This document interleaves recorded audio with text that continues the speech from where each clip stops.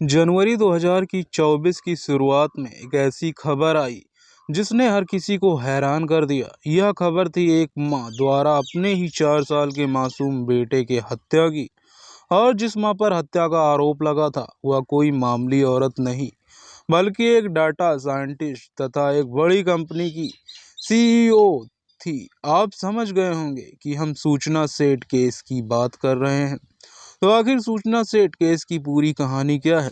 सूचना सेठ ने अपने 4 साल के मासूम बेटे की हत्या क्यों की?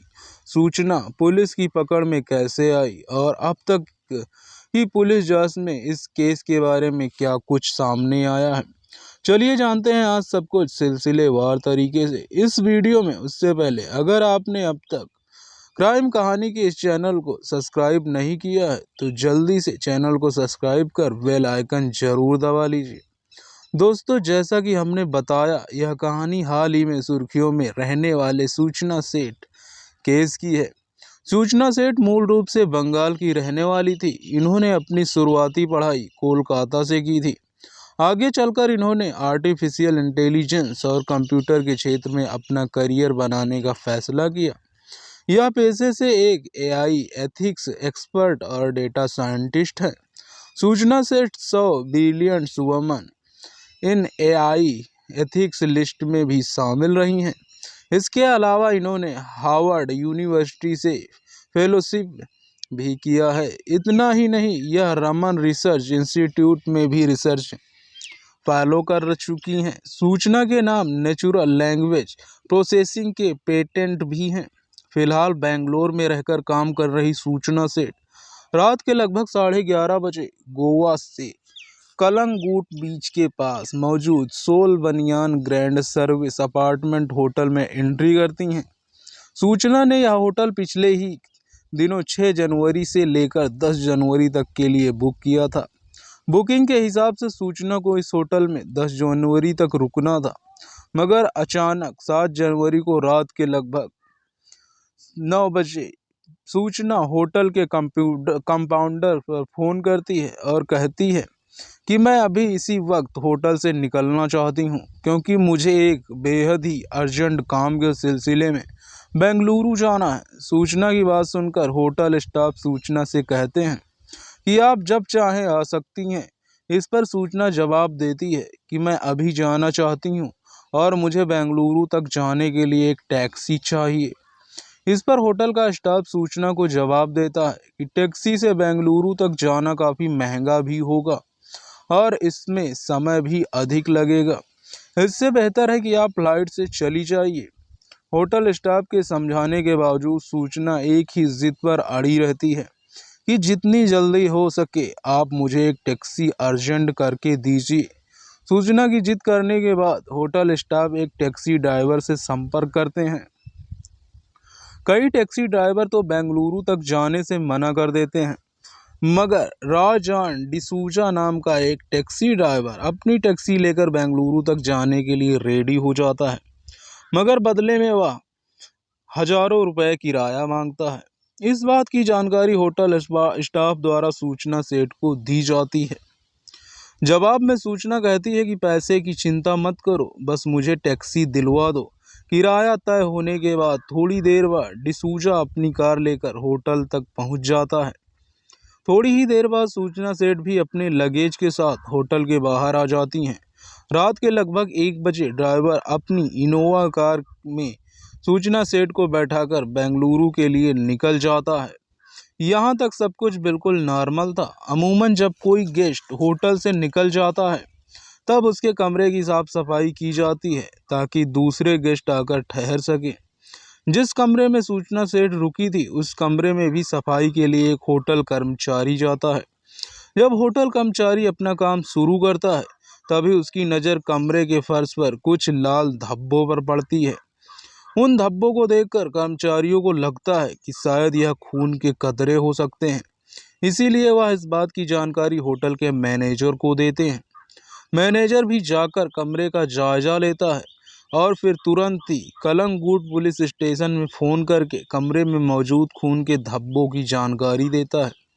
यह जानकारी मिलते ही कलंगूट स्टेशन से पुलिस की एक टीम तुरंत मौके पर पहुंचती है। और वह भी कमरे की तलाशी लेती है। उन्हें भी खून का धब्बा नजर आता है। इसके बाद पुलिस वाले होटल के सीसीटीवी फुटेज को खंगालने का फैसला करते हैं।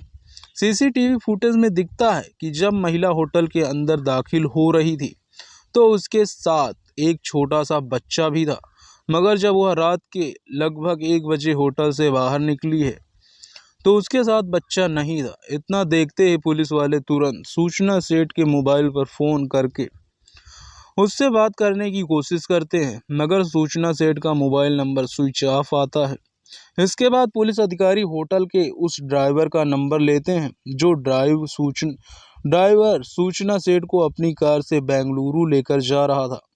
पुलिस वाले ड्राइवर को फ़ोन करते हैं और ड्राइवर से कहते हैं कि फ़ोन पैसेंजर को दो। जब पुलिस वाले महिला से बात करते हैं और पूछते हैं कि आपके साथ आपका बेटा भी होटल के अंदर दाखिल हुआ था, मगर वापस जाते हुए उसे किसी ने नहीं देखा, तो आप बताएं कि आपका बेटा कहाँ है। इस पर सूचना सेठ बड़े आराम से जवाब देती है कि मैंने बच्चे को शाम के समय ही पास के ही रहने वाले अपनी एक रिश्तेदार के यहाँ छोड़ दिया था।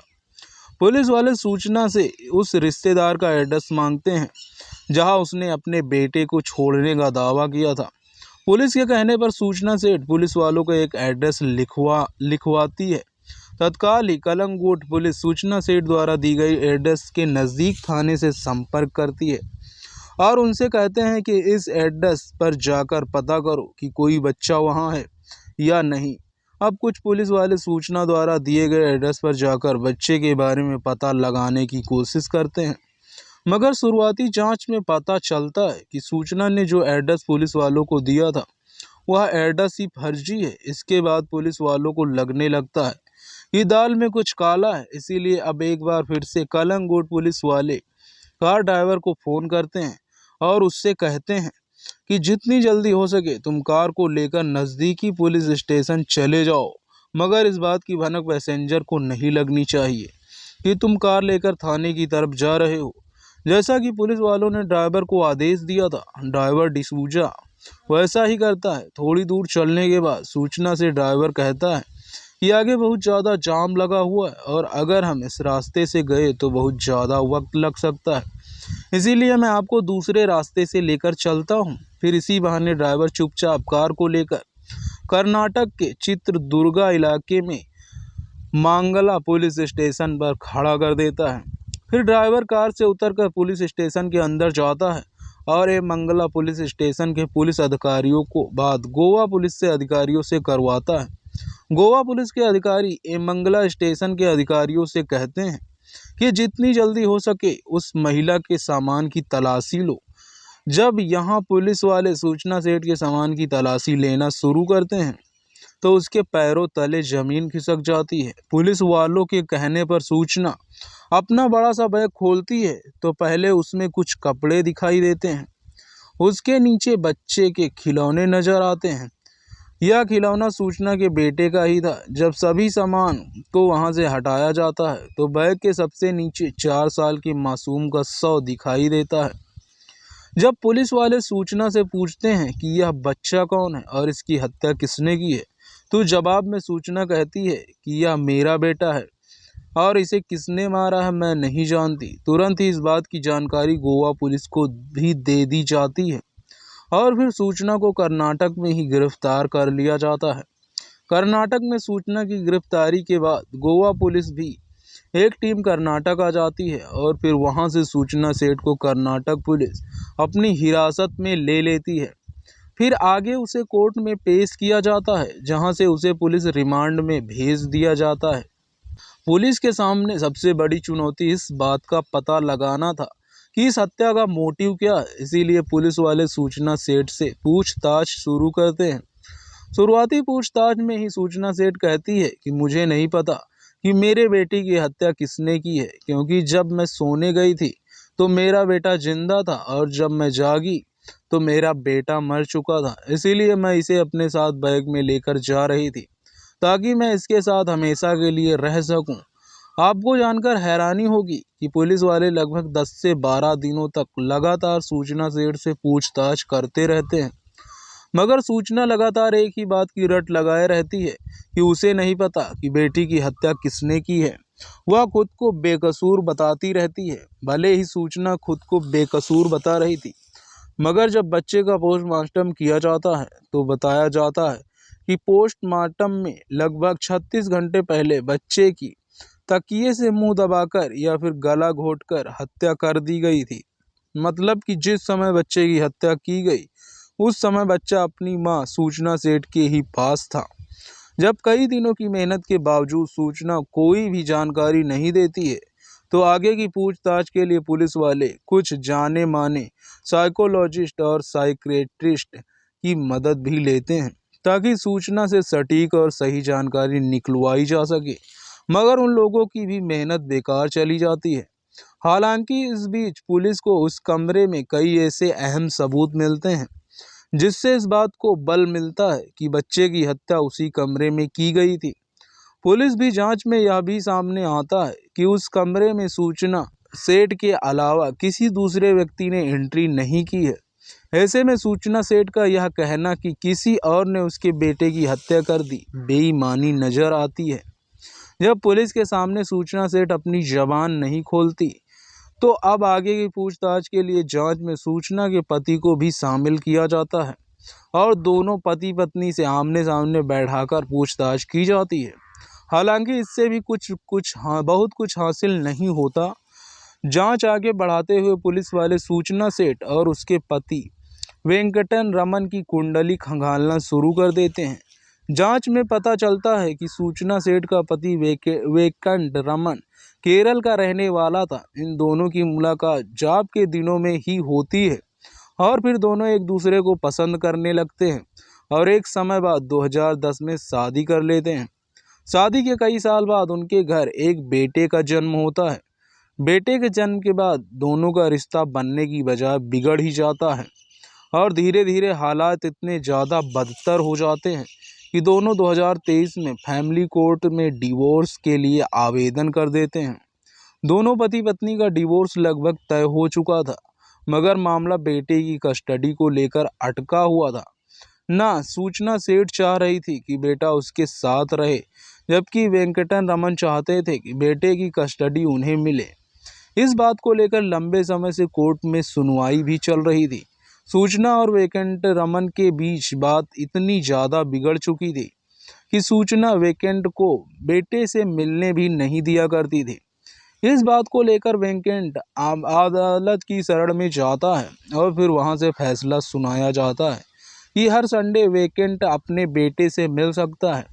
अदालत वेंकट रमन को महीने का हजारों गुजारा भत्ता के रूप में सूचना सेठ को देने का आदेश देता है। इस फैसले के बाद काफ़ी समय बीत जाता है। 10 दिसंबर 2023 को वेंकट रमन अपने बेटे से मुलाकात करते हैं, मगर इसके बाद 4-5 संडे यूं ही निकल जाते हैं और वेंकट चाहकर भी अपने बेटे से नहीं मिल पाते, क्योंकि कोई ना कोई बहाना करके सूचना अपने बेटे को लेकर बेंगलुरु से निकल जाया करती थी। वेंकट अपने बेटे से न मिल पाए, इसीलिए 31 दिसंबर 2023 को भी सूचना अपने बेटे के साथ बेंगलुरु से गोवा आ जाती है। यहाँ वो लगभग 3 दिनों तक अलग अलग जगह पर घूमती है, फिर बड़े होटल में रहकर वापस बेंगलुरु चली जाती है और फिर 4 दिन बाद ही एक बार फिर से बेटे को लेकर गोवा आती है और 6 तारीख की रात को होटल में एंट्री करती है। जैसा कि हमने बताया था कि पोस्टमार्टम रिपोर्ट के मुताबिक शव मिलने के लगभग 36 घंटे पहले ही बच्चे की हत्या की गई थी। इससे होटल में एंट्री करने के 2 घंटे बाद ही सूचना सेठ अपने बेटे की हत्या कर देती है और फिर अगले 18 घंटे तक बेटे के शव के साथ ही होटल के कमरे में बंद रहती है। इस दौरान सूचना न तो एक बार भी खाने के लिए कुछ मंगाती है और ना ही किसी से बात करती है। हालांकि इस बीच जब लगातार बेटे से मिलने के लिए सूचना सेठ का पति वेंकट रमन सूचना को कॉल करने की कोशिश करता रहता है, तो जवाब में सूचना एक मैसेज करती है कि तुम संडे को अपने बेटे से मिल सकते हो। हालांकि ऐसा नहीं हो पाता है क्योंकि तब तक बच्चे की मौत हो चुकी होती है। इस पूरे मामले में सूचना सेठ का रवैया शुरू से बड़ा ही अजीब लगता है। इसीलिए कुछ लोग दावा करने लगते हैं कि शायद सूचना सेठ मानसिक तौर पर फिट नहीं है और उसने जो कुछ भी किया है शायद पागलपन में किया है। इसीलिए गोवा पुलिस द्वारा विशेषज्ञों की मदद से सूचना सेठ के मानसिक संतुलन की भी जांच की जाती है और इस आधार पर अदालत में एक रिपोर्ट पेश करते हुए कहा जाता है कि मानसिक तौर पर सूचना सेठ बिल्कुल फिट है। अब केस की मौजूदा स्थिति की बात करें तो अब तक सूचना सेठ ने एक बार फिर बच्चे की हत्या करने की बात कबूल नहीं की है। इस बीच मार्च 2024 में सूचना सेठ के पिता जय सेठ ने गोवा की एक अदालत में याचिका दायर करते हुए कहा था कि सूचना सेठ की मानसिक हालत ठीक नहीं है और इसकी जांच डॉक्टर की एक पैनल से करवाई जाए और इसी आधार पर इस मुकदमे की स्थिति तय की जाए। गोवा पुलिस इस मांग का विरोध करती रही। इसके बावजूद 4 मार्च 2024 को गोवा की स्थानीय अदालत में सूचना सेठ की मानसिक स्थिति की जांच के लिए पैनल गठित करने का आदेश दे दिया है। अब आगे डॉक्टर की यह टीम जो भी रिपोर्ट पेश करेगी इस आधार पर सूचना सेठ का भविष्य तय होगा। वैसे कुछ लोगों का यह भी कहना है कि सूचना सेठ एक हाईली क्वालिफाइड इंटेलिजेंट महिला है, इसीलिए उसे पता है कि कैसे बचा जा सकता है, इसीलिए वह नाटक कर रही है। अब सच्चाई क्या है वह तो आने वाले वक्त में ही पता चलेगा। एक्सपर्ट की माने तो अगर सूचना सेठ मानसिक तौर पर बीमार पाई जाती है तो बेटे की हत्या करने के बावजूद वह सभी कानून कार्रवाई से बच सकती है या फिर बड़ी ही मामूली सजा उन्हें मिलेगी। अब आगे क्या होता है वह तो समय ही बताएगा।